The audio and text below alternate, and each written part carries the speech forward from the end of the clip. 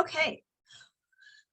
Well, I wanted to take some time, hopefully through each of the modules, to kind of give you some background knowledge and prepare you for the work of the week, maybe answer some specific questions that you might have. So this week, this first module is really looking at this question of what is reading, which seems to be a pretty easy question to answer, but actually, as we dig into it, you're going to see that that answer is very dependent on a lot of other questions and how we address those questions.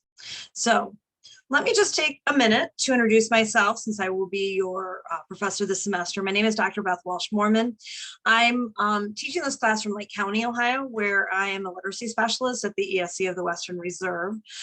In that capacity, I work with local school districts, and I work on some of their professional development and the curriculum work, instructional leadership roles, things like that. So I'm very in tune with some of the things that are happening in the schools right now. And so I can use that to hopefully be able to create some bridge between what you're experiencing in your teacher prep and what you're going to experience when you get out into the field work and then to your own classrooms. A little bit about myself. I've got my doctorate from Kent State University in 2018. My doctorate was in curriculum and instruction with literacy specialization.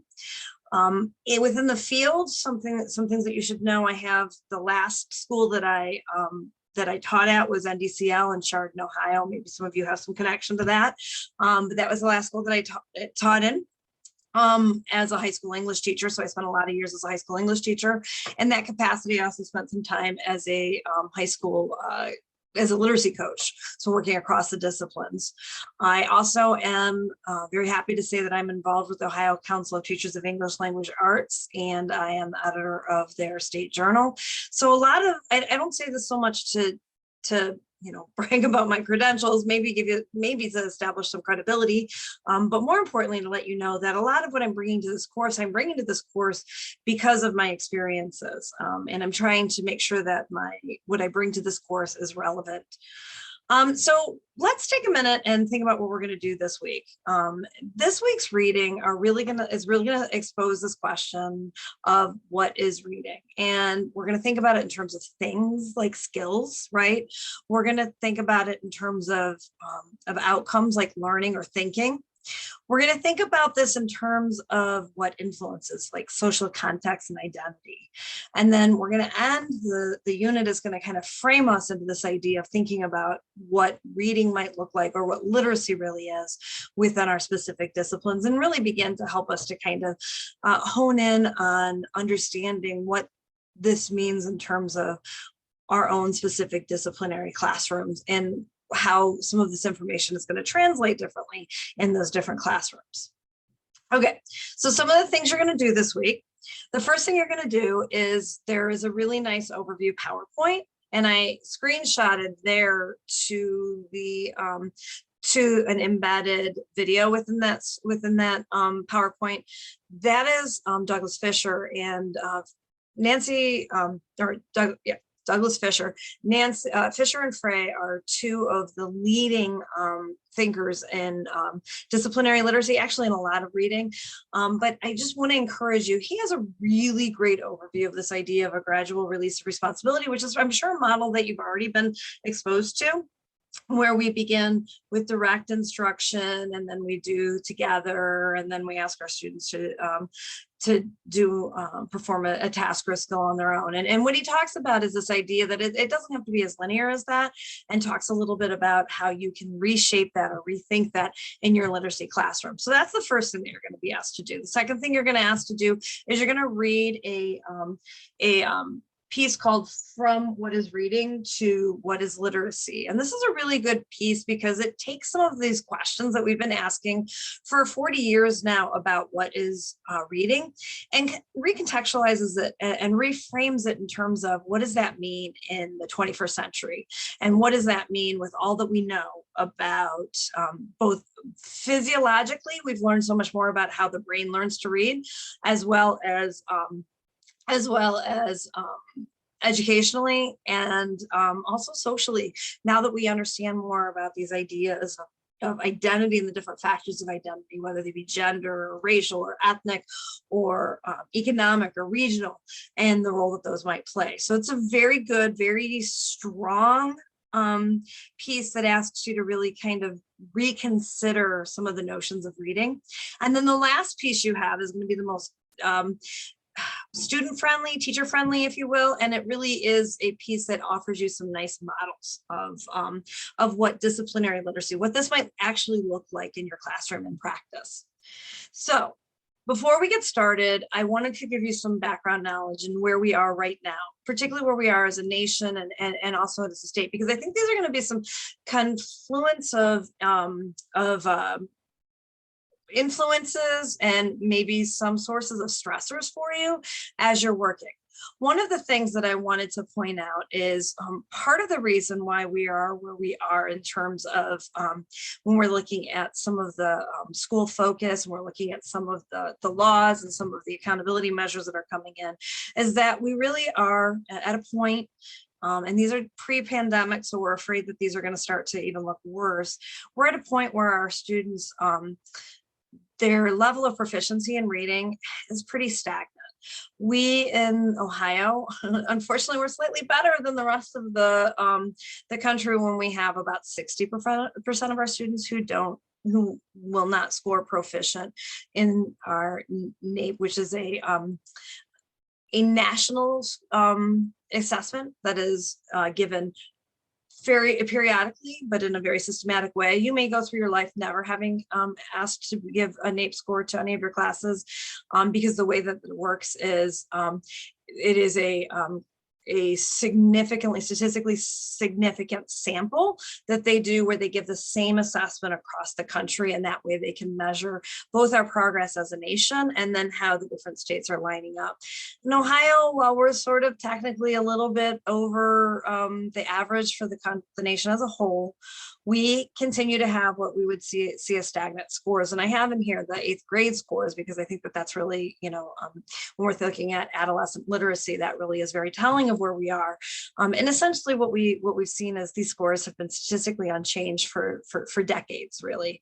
So we're in a point where we know that what we're doing isn't working, and it hasn't been working for a while.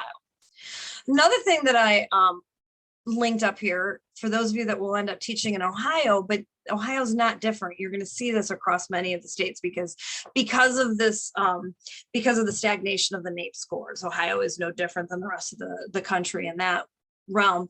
Is Ohio's been working under this plan to raise literacy achievement. It's actually under its third second update, third version of this plan. And for you as teachers, it's very possible that you're going to see districts are going to be very tied to this plan, because what you're going to, what you're going to see is that there's actually quite a bit of money tied to the plan, and a lot of state funding that they will give to school districts who are demonstrating that they're trying to adhere to this plan. And so when you look through this plan, really what you're going to see is you're going to see a theory of action. And the theory of action is that in order to raise student achievement, we really need to think about this in terms of multiplicity of factors. So shared leadership, meaning that that the state is working with the local. I'm in a kind of a regional consortium so that we're constantly working together towards this problem. Multi-tiered systems of supports, meaning that we have places to send our struggling readers. Sounds simple, right? So it sounds, we have interventions. Fact of the matter is, especially on the secondary level, you're going to find that the MTSS processes, multi-tiered systems of support, is very limited. We really don't have enough information about what works. Educator capacity, that's part of what I'm doing here, is trying to increase your capacity so that you come into the classroom with some stronger knowledge of reading processes and writing processes so that you can better support your students, family partnerships, and then community collaboration. And so what you're going to see is often as a teacher, you're going to see that plan to raise literacy achievement is going to be something that is often a driver, and especially if you're in public schools.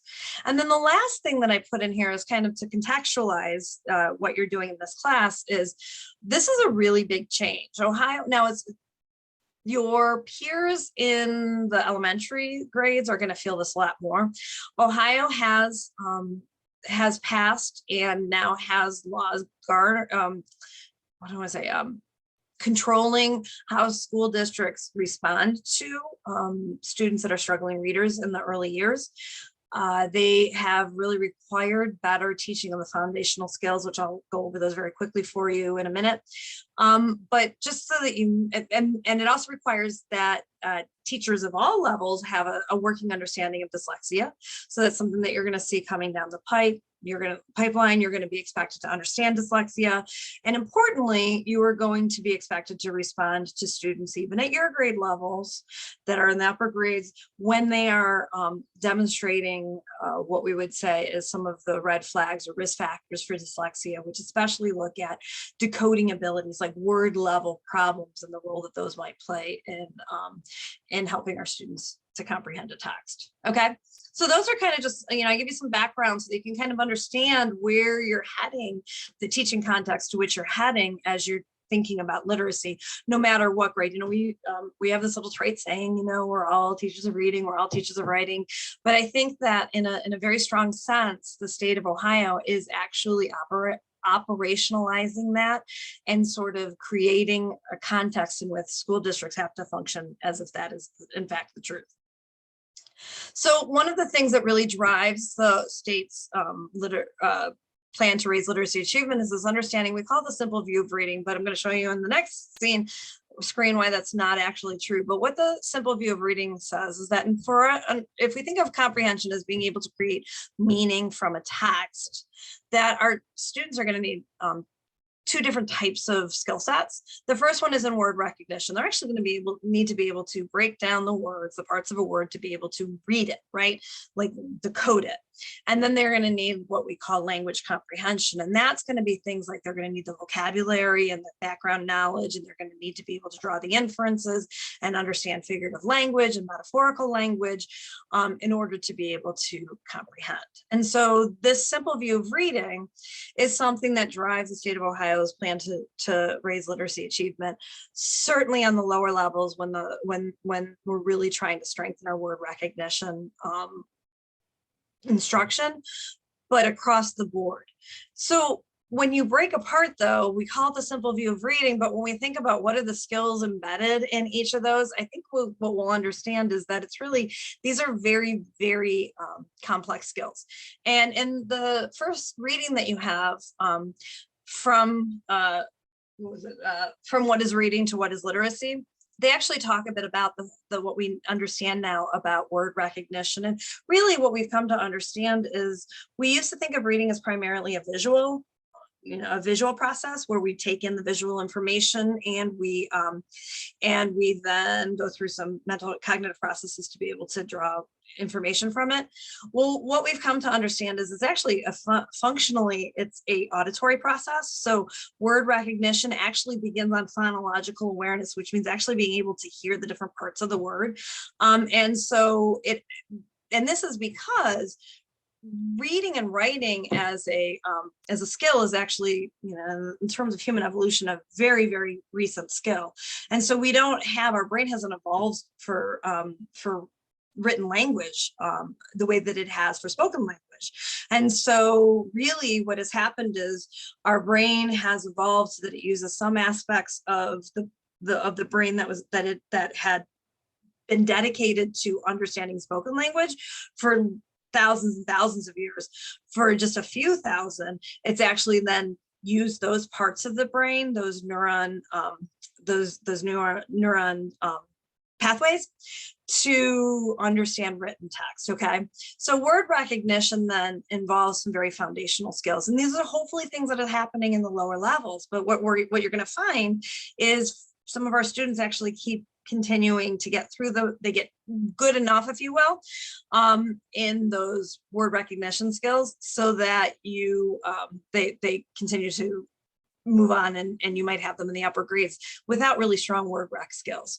Language comprehension then are the things that we're more familiar with and probably more you anticipate that you're going to need to be supporting in your high school or secondary classroom, which are things like background knowledge, vocabulary, syntax, semantics, language structures, verbal reasoning. That's, like I said, being able to understand something in a metaphorical language or a symbolic way, or drawing inferences, and things like literacy knowledge, understanding that you would, how to maybe read a map or a graphic. So going back to this word recognition, the simple view of reading, the reason that it is used as a multiplication is we know that a multiplication factor of 0 times anything is 0. So if our students do not have word recognition, if they're not able to do these skills, they are going to not be able to comprehend. The same thing is with language comprehension. If our students don't have these things, so when you're thinking of this in terms of disciplinary literacy, if you think about highly specialized vocabulary, maybe if you're a scientist, if you're thinking about some of the highly specialized vocabulary that maybe your students will be exposed to, no matter how good their word recognition skills are, if they don't understand the vocabulary, if you haven't given them the background knowledge of the vocabulary, they're not going to be able to do your reading. So this is this is just something that I wanted to give you as a way to kind of think about the foundational skills, because the first reading is going to go into how the relationship between those foundational skills and the more advanced skills that we're going to ask for.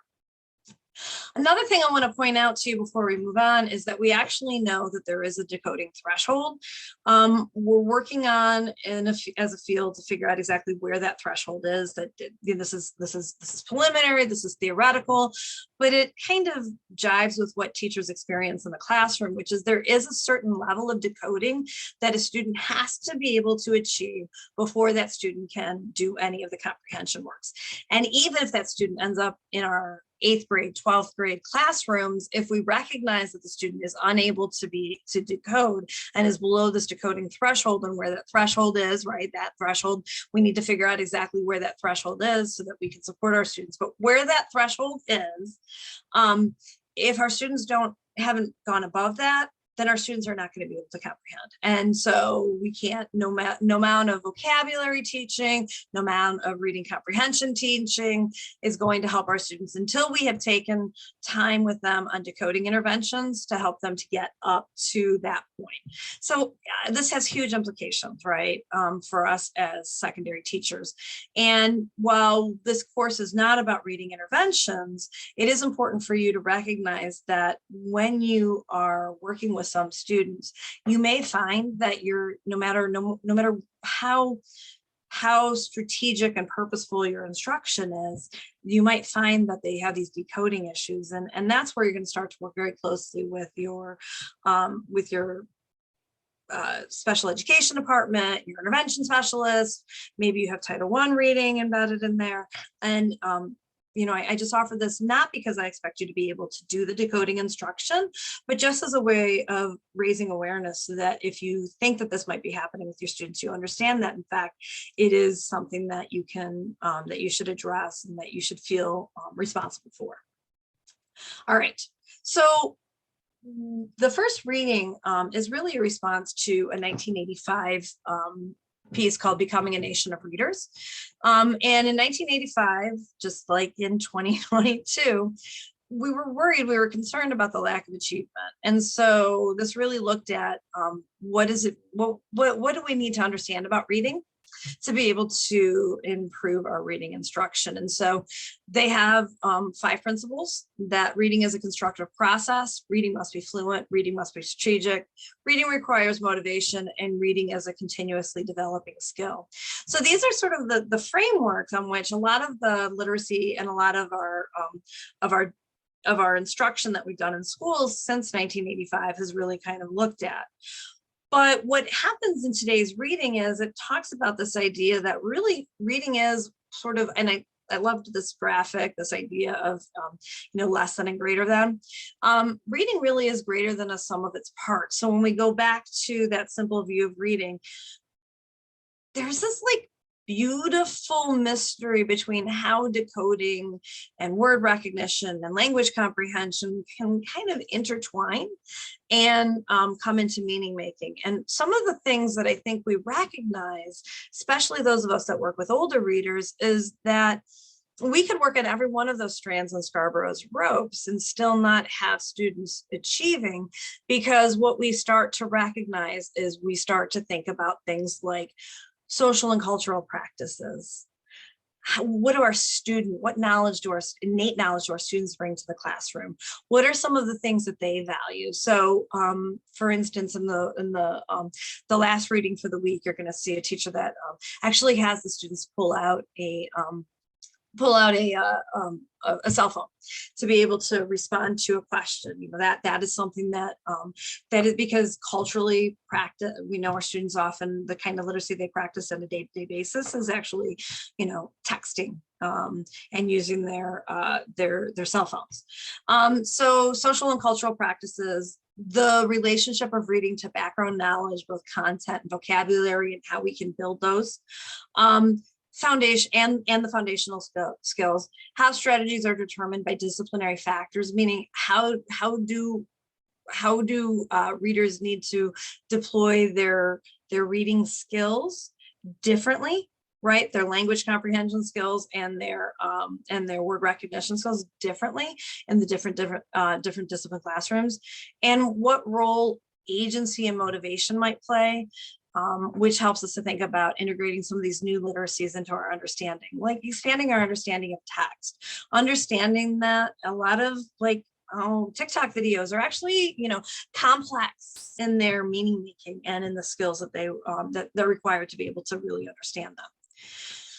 So in the shorter reading, test tags and literacy for subject matters, they really focus in on some principles for us as disciplinary literacy teachers is about our understanding our roles and what supports we want to provide our students. And so one of the things they talk about, and this seems kind of obvious, but knowledge and thinking go hand in hand. This idea that we don't want our students to know something just to know it. We want to provide an opportunity for them to really think through that knowledge, that content in a meaningful way. So that's where we have inquiry-based and problem-based learning being so integral in our disciplinary literacy classrooms. Understanding that learning is apprenticeship, that our students are gonna they're gonna borrow, some of the ways to what it means to read like a historian. They're gonna practice that, and because they're high school students, they're not going to be able to necessarily master it, but it's understanding those roles and understanding how to shift those roles. Like I'm going to look at something a little bit differently in a math class and in a history class and in an ALA classroom. We want to think about things like our role as teachers is to mentor those students through that apprenticeship. So we're supposed to understand our discipline and the literacy practices of our discipline. That's where that first PowerPoint does such a nice job of articulating the different way literacy practices. Instruction and assessment drive each other, and classroom culture socializes intelligence, meaning we want opportunities for our students to work within cultures and communities of learners. And so you'll love, I think, that second reading where it really kind of sort of gives you some strong examples of that. So at the end of the day, we want to think about what is disciplinary literacy. By the end of this week's modules, hopefully you're going to be able to think deeply about what is disciplinary literacy. And here's a common definition. It's the specifics of reading, writing, and communicating within a discipline. It focuses on ways of thinking, the skills and the tools that are used by experts within that discipline. Okay, great. But what we want to start to really think about is, what does that mean in my future science classroom? What does that mean in my future social studies classroom? What might that mean in my future math classroom? So as you go through this, the PowerPoint does a nice job of articulating the different expectations and practices around literacy. Even when I get to some of the slides that are not directly related to my discipline, it's really useful for me to understand. So I taught English language arts, and it was really useful for me to understand that when I was teaching, say, rhetoric, having my students look at a speech, I might have them really, really hone in on the language, right? The language is really important, and I want them to look at why this word choice versus that word choice, things like that. In a history classroom, the focus might be much more clearly on the context.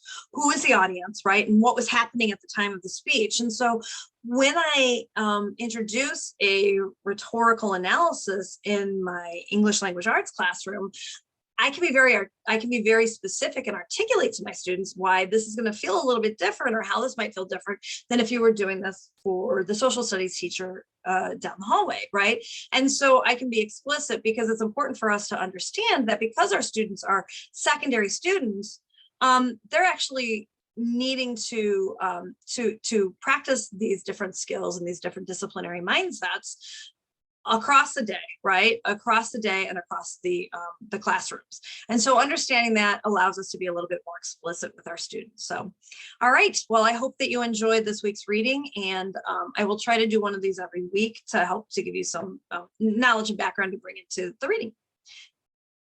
All right.